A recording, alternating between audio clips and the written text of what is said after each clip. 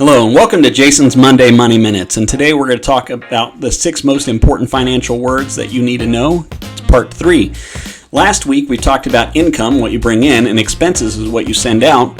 And today we're going to talk about assets and liabilities, and finally cash flow, the most important aspect of this 6-word dynamic.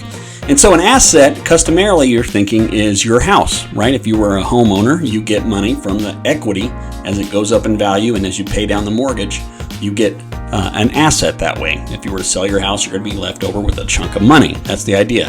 But in all honesty, your house sucks money from you constantly.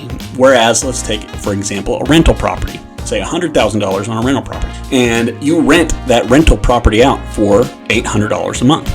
Your mortgage is $500 a month. All right.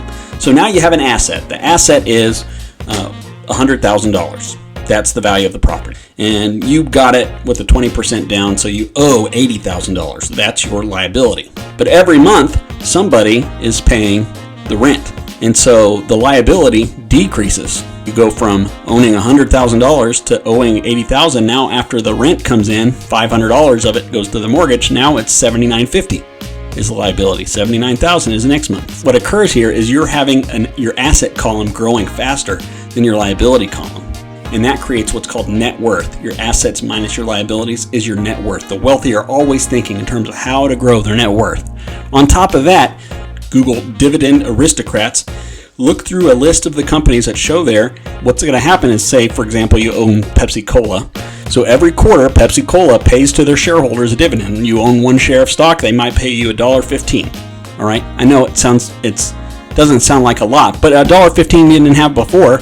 And on top of that, just like the home price can go up, the home price can go down. So can Pepsi-Cola stock. It can go up, it can go down. But the idea is that regardless of what inflation's doing, the price of that product, whether it's the home or Pepsi, is going to be going up and rising in terms with inflation. You don't have to deal with that. Last but not least, I have an example.